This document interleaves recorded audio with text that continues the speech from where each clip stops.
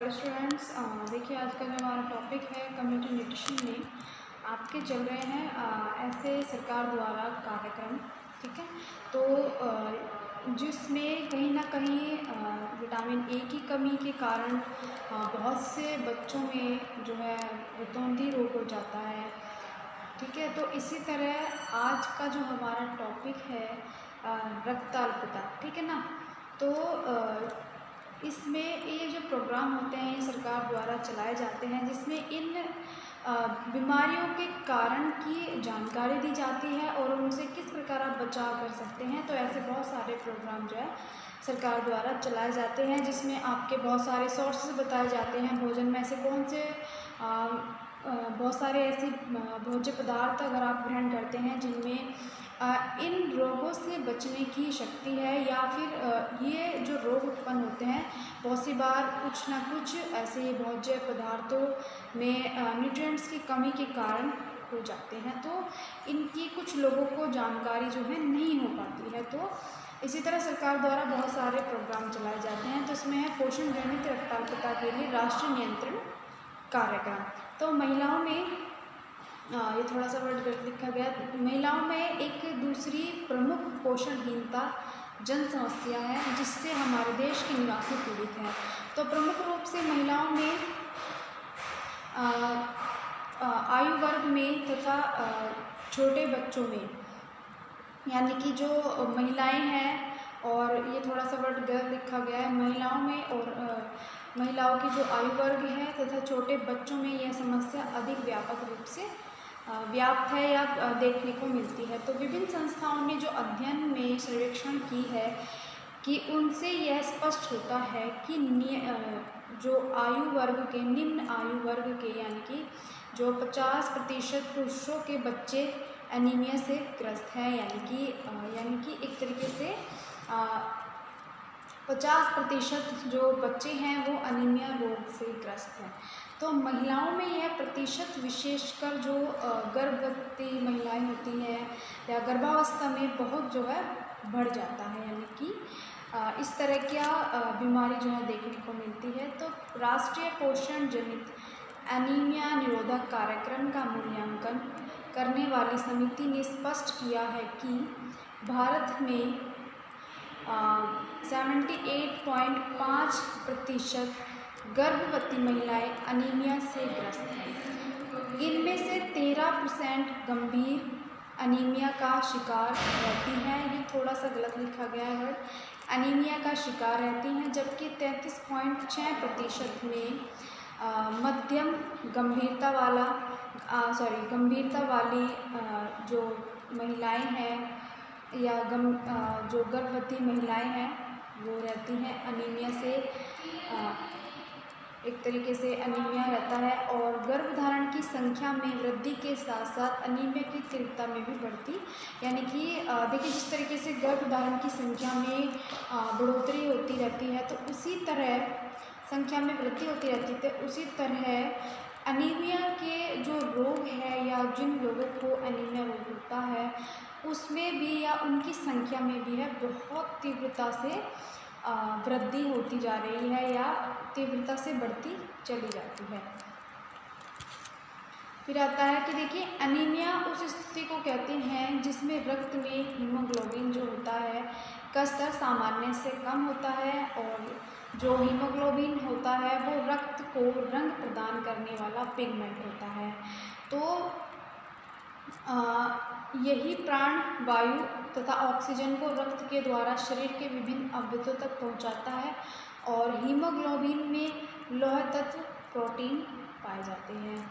तो सामान्य स्वस्थ व्यक्तियों में जो हीमोग्लोबिन की मात्रा होती है या हीमोग्लोबिन का स्तर होता है वो 14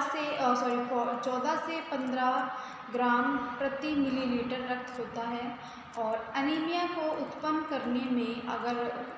कुछ कंडीशंस में जो अनीमिया होता है लोगों को, तो उसमें ज़्यादातर जो है लोह तत्व की कमी के कारण, यानी कि लोहे तत्व की कमी का होना ये सबसे या महत्वपूर्ण कारक है। तो अनीमिया के कुछ हानिकारक परिणाम भी देखने को मिलते हैं और व्यक्ति की कार्य क्षमता बहुत घट जाती है। फलस्वरूप उत्पादन घटता है, यानी कि जब व्यक्ति कार्य को नहीं करता है, जब उसकी कार्य क्षमता घटने लगती है तो जाहिर सी बात है उसका उत्पादन भी घटता है। तो जैसा हम जानते हैं कि किसी भी तरह के शारीरिक कार्य के समय, यानी जो भी हम ऐसा कार्य करते हैं जिसमें शारीरिक श्रम लगती है, यानी शारीरिक कार्य के समय ऑक्सीजन की आवश्यकता बढ़ जाती है हमारी, क्योंकि हमारी कार्य क्षमता बढ़ती है, हमारी बॉडी जो कार्य करती है तो उसी के अकॉर्डिंग जो है ऑक्सीजन की आवश्यकता बढ़ जाती है। लेकिन जिन लोगों को अनीमिया होता है या अनीमिया होने पर रक्त की ऑक्सीजन संवहन की जो क्षमता होती है वो घटने लगती है। अतः शारीरिक श्रम करने के लिए आवश्यक ऑक्सीजन उपलब्ध न हो पाने के कारण, यानी जिस तरीके से हम अपना कोई भी कार्य शारीरिक श्रम करते हैं या अधिक कुछ व्यक्ति शारीरिक श्रम जो होता है वो ज़्यादा करते हैं, तो अधिक शारीरिक श्रम करने के लिए अगर एक तरीके से ऑक्सीजन अगर उपलब्ध नहीं है या उपलब्ध न हो पाने के कारण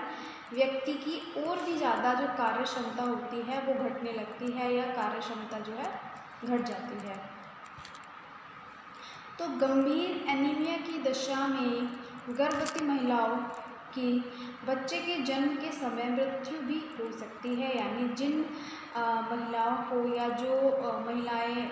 गर्भवती हैं, अगर उन महिलाओं को एनीमिया है और वो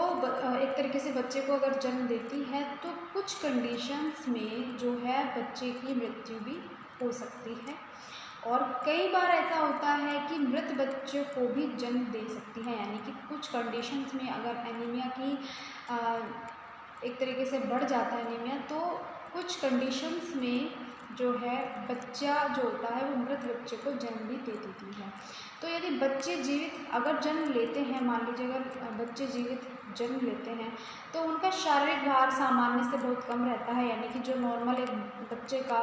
वेट होता है जन्म के समय, उस वेट से भी या उस भार से भी बहुत कम भार रहता है, तथा वे जन्म से ही कुपोषण के शिकार रहते हैं, यानी कि कहीं ना कहीं उनमें कुपोषण की स्थिति जो है उत्पन्न रहती है। तो एनीमिया से पीड़ित महिलाओं में जो, यानी कि जो महिलाएं एनीमिया से पीड़ित होती हैं तो उनमें कहीं ना कहीं उनके गुर्दे, गर्भाशय या जो मूत्र मार्ग का संक्रमण भी अधिक देखा जा सकता है। तो इतने भयानक परिणाम देखे जाने के बाद भी लोग एनीमिया के उपचार के लिए कोई विशेष प्रयत्न नहीं करते हैं, यानी कि अगर इतनी बुरी कंडीशन है या इतनी बुरी अगर बीमारी है तो कुछ लोग जो है इसके उपचार के लिए या इसके बचाव के लिए कोई खास कोशिश जो है नहीं करते हैं। तो एनीमिया से जहाँ कार्य क्षमता घटने के कारण संपूर्ण राष्ट्र उत्पादन में अर्थव्यवस्था प्रभावित होती है, क्योंकि देखिए अगर व्यक्ति का स्वास्थ्य अच्छा है, स्वस्थ है, किसी भी प्रकार का रोग नहीं है तो उसकी कार्य क्षमता, उसके शरीर के साथ साथ उसकी कार्य क्षमता भी बढ़ती है, तो उत्पादन भी बहुत अच्छा होता है। अगर मान लीजिए व्यक्ति को किसी न किसी बीमारी का अगर वो शिकार है या उसको एक तरीके से बीमारियों से बचाव के लिए इतनी ज़्यादा जानकारी अगर नहीं है तो क्या होता है कि, या मान लीजिए उसको अनीमिया है तो उसकी कार्य क्षमता घटती है, और जब कार्य क्षमता घटती है तो एक जो उत्पादन है, उत्पादन में अर्थव्यवस्था प्रभावित होती है, क्योंकि उसका उतना प्रोडक्शन जो है नहीं हो पाता किसी भी कार्य को लेकर के, तो उत्पादन में जो है गिरावट आने लगती है। तो वही जन्म लेने वाले बीमार व्यक्तियों का भी कोई, यानी कि जो बच्चे जो जैसे महिलाएं गर्भवती होती हैं और उनको एनीमिया होता है, तो उस कंडीशन में अगर बच्चे जन्म लेते हैं और वो जीवित रहते हैं तो वो कुपोषण के शिकार रहते हैं। तो अगर व्यक्ति जन्म ले लेते हैं और वो एक तरीके से कुपोषण का शिकार बने रहते हैं तो उनका जो भविष्य होता है वो बहुत अच्छा भविष्य जो है उनका नहीं दिखाई देता। तो इन्हीं सब बातों को मद्देनज़र रखते हुए, यानी ऐसी बहुत सारी बातें या इन्हीं चीज़ों को ध्यान में रखते हुए सरकार ने जो है राष्ट्रीय पोषण जनित एनीमिया नियंत्रण कार्यक्रम शुरू किया कि किस ऐसी ऐसी बहुत सारी चीज़ें होती हैं या ऐसी बहुत सारी एक तरीके से फूड है, आपका भोज्य पदार्थ है कि अगर आप भोज्य पदार्थों में सही न्यूट्रिशन लेते हो, एनर्जी लेते हो, प्रोटीन, ऐसी बहुत सारी चीज़ें होती हैं या ऐसे बहुत सारे पोषक तत्व होते हैं, अगर उनको आप भोजन में सही मात्रा में लेते हो तो बहुत कम ऐसी यानी कि बहुत कम कंडीशन में आपको एनीमिया या कोई और ऐसा रोग हो सकता है। तो इसी तरह विशेषकर भोजन को लेकर के या कुछ ऐसी अगर व्यक्ति को मान लीजिए एनीमिया भी है तो उसको किस तरीके से कौन सा फूड लेना है या ऐसी उसका नियंत्रण यानी उसकी कंट्रोलिंग किस तरीके से करनी है, ये सब राष्ट्रीय पोषण जनित एनीमिया नियंत्रण कार्यक्रम जो शुरू किए गए हैं इनमें सभी प्रकार की जो है जानकारी दी जाती है। तो स्टूडेंट्स, इसके आगे का टॉपिक मैं आपको नेक्स्ट वीडियो में बताऊंगी।